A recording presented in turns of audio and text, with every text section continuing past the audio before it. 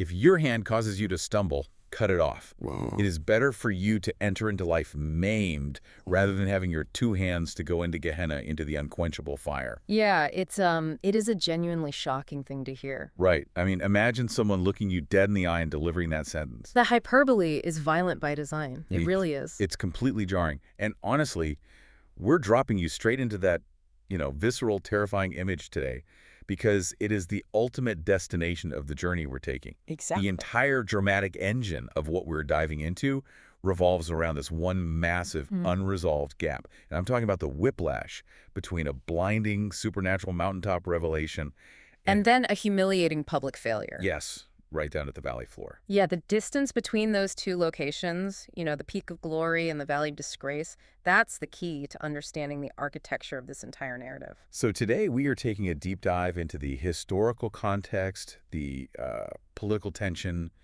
and the intense, almost unbearable drama of Mark chapter 9. It's a heavy chapter. It really is. Our mission is to figure out how Jesus moves from literally glowing alongside ancient prophets to navigating demonic possession, political threats, and quite frankly, his own disciples' petty arguments. Right, because it's a narrative that forces you to look at the power dynamics behind the events rather than just the events themselves. Right, exactly. Yeah. So to understand those extreme, scorching warnings about, cutting off hands at the end of the chapter, we have to start at the geographic and spiritual peak. We do. But picture this scenario for a second, because I want you to think about this. Why would Jesus lead 3 followers up a massive mountain only to blind them with a supernatural glow and a conversation with 2 men who had been gone for centuries? Yeah, it's the central mystery of the opening scene, isn't it? And, well, we have to start with the location itself. Okay, the mountain. Right. The text merely states that Jesus takes Peter, James, and John up a, quote, high mountain. It doesn't actually name it.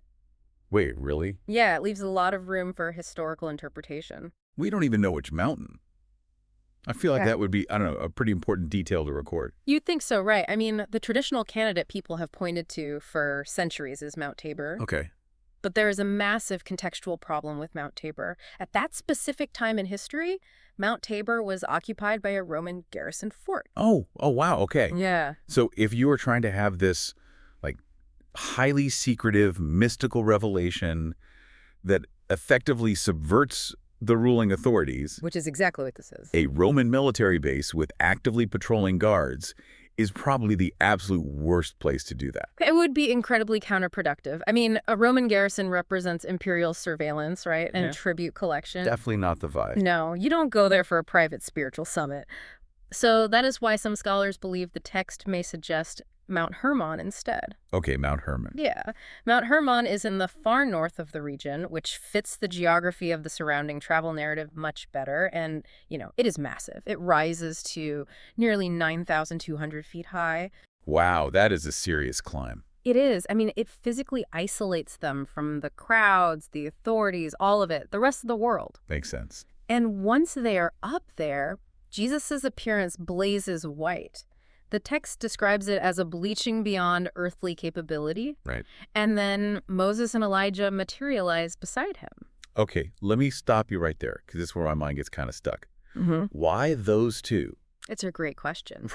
Right. If you're going to summon figures from the ancient past, why not Abraham, the founder of the faith? Sure. Or King David, the ultimate monarch?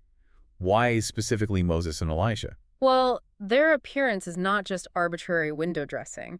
In first-century Judean tradition, both Moses and Elijah were uniquely associated with unfinished business at the end of time. Wait, unfinished business. Yeah. They had been dead for hundreds of years. Why would a first-century fisherman care about their unfinished business? Because of how their lives supposedly ended in the scriptures. If you look at the book of Deuteronomy, Moses was never buried by human hands, and in 2 Kings, Elijah was taken bodily into heaven. Right, the fiery chariot. Exactly. Neither of them had a conventional witnessed human burial. Because of that, a pervasive cultural belief developed that they were sort of held in reserve. Held in reserve. Yeah, their return was heavily tied to first-century messianic expectations. They represent Israel's longest prophetic arc, basically signaling that history is reaching its climax. So if you are Peter or James or John, and you see these 2 specific guys show up, You aren't just seeing ghosts. Not at all. You are seeing a giant neon sign that says, the end of the current world order is happening right now. Yes. And they are terrified.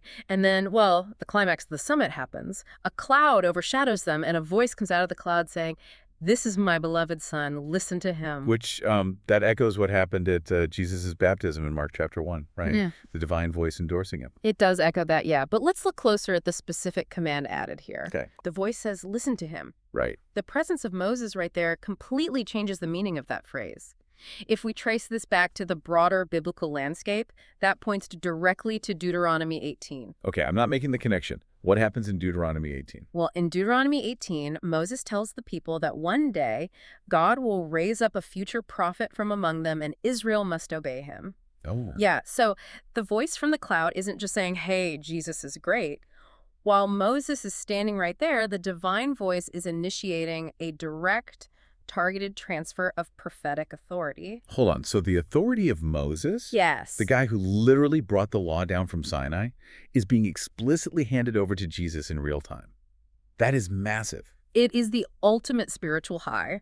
Yeah. But Jesus immediately orders them to keep silent about what they just saw until the resurrection. And the disciples cannot parse that at all. I mean, they have no idea what rising from the dead actually means in this context. Yeah. Jesus also drops a hint that John the Baptist actually fulfilled that Elijah role, Oh. having already suffered at the hands of the authorities. Right.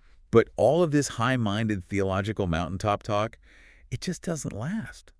Because they walk down the mountain and they step straight into a chaotic disaster. The contrast is completely jarring. It really is. The other 9 disciples, the ones who, didn't get to climb the mountain. The ones left behind. Yeah. They have failed publicly. They couldn't expel a violent spirit from a boy. But let's pause and look at the crowd for a second, because this is wild to me. Yeah, let's look at it. Who exactly was standing in the dirt watching these 9 disciples completely fail, and why does their mere presence turn a sad, private struggle into a major political crisis for the entire movement? Well, the text explicitly tells us that the scribes were there, challenging the 9 disciples. Okay, when I hear the word scribe, I just picture a guy in a dusty room copying scrolls with a quill. I take it that's not what we're dealing with here. No, not even close. Didn't think so. These are scribes from Jerusalem. In this period, they functioned as the legally trained arm of the temple system. Okay.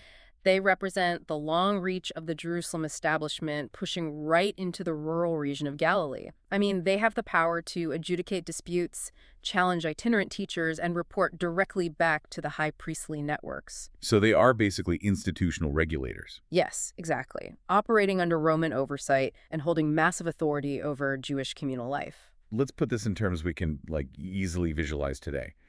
It is essentially a massive corporate PR nightmare. Oh, absolutely. The scribes are like health inspectors who have just shown up at a newly opened franchise restaurant. That's a great way to look at it. Right.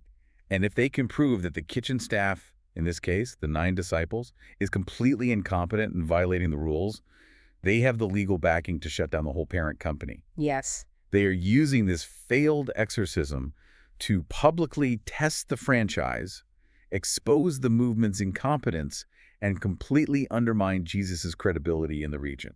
The political architecture is just heavily present in this scene. A failed exorcism in front of Jerusalem scribes isn't just embarrassing.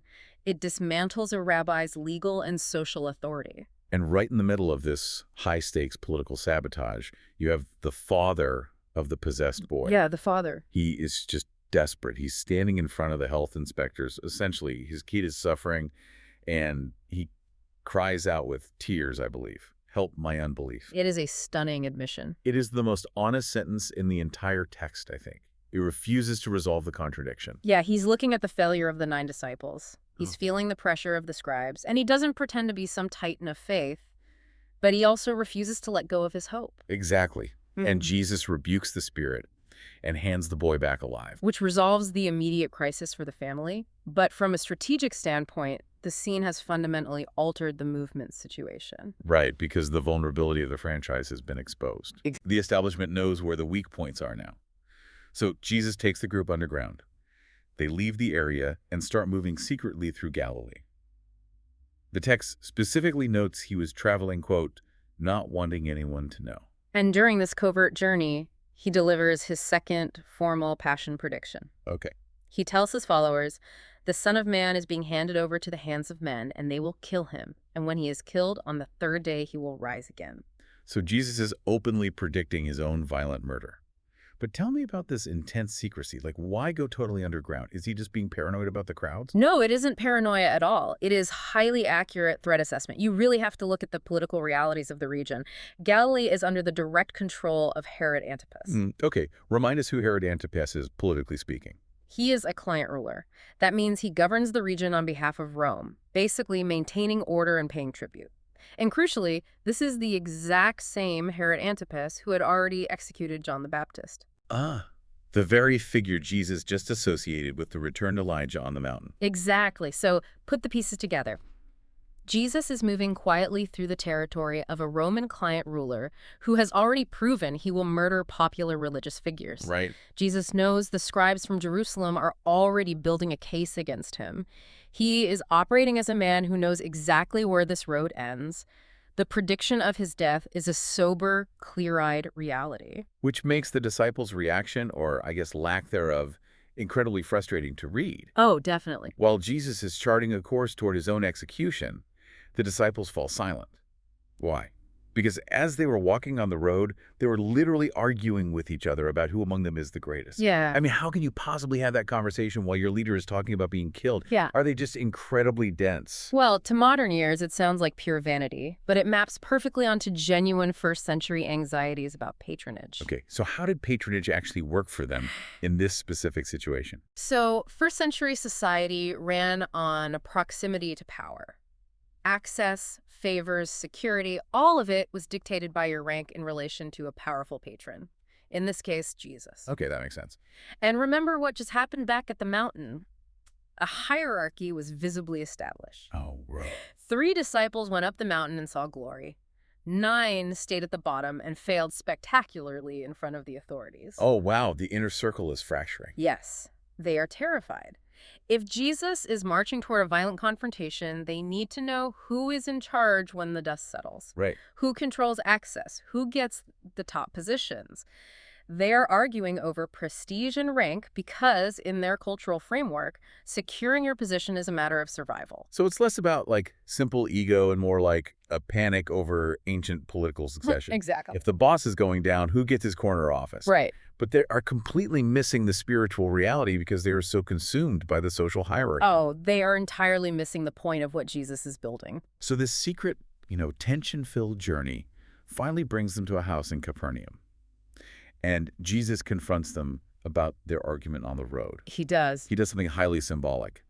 He takes a child and places the child right in the center of this group of anxious, arguing men, just to reframe what greatness actually looks like. Yeah. But then the tone of the entire chapter takes a massive, dark plunge. He moves from welcoming a vulnerable child to dropping these scorching warnings about millstones, salt losing its flavor, and cutting off your own limbs. The language is extreme. It is. Which brings up a massive historical question for me. Okay. When Jesus suddenly escalates to these terrifying warnings about cutting off a hand or a foot rather than being thrown into the unquenchable fire of Gehenna, what actual physical place did every single first-century Judean listener immediately picture in their minds? Well, they pictured the Hinnom Valley. Gehenna wasn't just an abstract theological concept of hell or divine judgment at that time. Oh, it wasn't? No, it was a real geographically specific location just southwest of Jerusalem. Yeah. So it's not some spooky metaphor. It's an actual GPS coordinate. An actual coordinate Wow. with an incredibly dark, blood-soaked history. Wow. Under the ancient kings Ahaz and Manasseh, the Hinnom Valley was historically associated with the darkest practices imaginable, specifically child sacrifice. Oh, my God. That is horrific. It was. And by the 1st century, it was universally understood as a byword for perpetual fire and ultimate divine disgrace. It was the Valley of the Cursed. Okay, let me make sure I am fully tracking the weight of this. Hmm. Jesus just put a living child in the center of the room to subvert their arguments about rank and power. Right. And then he turns around and threatens them with a valley that is literally famous for the ancient sacrifice of children. Yes. He's essentially saying, your obsession with hierarchy and greatness is going to destroy the most vulnerable people among us, and if you let that happen, you belong in the valley of child sacrifice. The hyperbole is violent because the stakes are absolute. He is trying to shatter their entire worldview here. He places a child in the center and then invokes the historical horrors of Gehenna to warn them about the destructive nature of their own ambition. Wow. When you zoom out and look at this entire deep dive into Mark chapter 9, the structure is just brilliant. It really is. It starts with this blinding, glowing white light on a mountain peak, the voice of God, ancient prophets. And it ends with the terrifying perpetual fire of a valley of disgrace. Yeah. From the ultimate summit of revelation to the lowest, darkest valley imaginable, the entire text is just holding that massive tension between the mountain and the fire, and it refuses to let it go. And you know, perhaps that unresolved tension is exactly what we are supposed to sit with. Yeah. I mean, think about it. If the disciples couldn't comprehend the reality of the resurrection on the mountain and then failed entirely to help a suffering child at the mountain's base, it forces us to ask a difficult question. How much of our own pursuit of greatness or our own obsession with rank and rightness is really just a mask for our own spiritual incompetence? Wow. That is a heavy, incredible thought to leave off on. And honestly, I want to hear from you. Yeah, definitely. Drop a comment below right now with your thoughts on today's historical drama. Seriously, what struck you more? Was it the political sabotage of the scribes from Jerusalem, acting like health inspectors shutting down the franchise? That was wild. Right? Or was it the honest, raw paradox of the Father crying out, "Help my unbelief"? Let me know in the comments. And hey, if you enjoyed this deep dive, please take a second to like and subscribe. It really helps us keep making these for you. Also, do not forget to check the description below for exclusive links to the sources and further reading on everything we unpacked today. Definitely check those out. So we leave the disciples in that house in Capernaum, still arguing, still terrified, and completely missing the point. But the clock is ticking. Jesus is now operating as a man who knows exactly where the road ends. He does. The secret underground journey must continue, and the terrifying prediction of being handed over to the hands of men looms closer by the hour. Will the disciples finally understand what it means to rise from the dead before the betrayal actually arrives?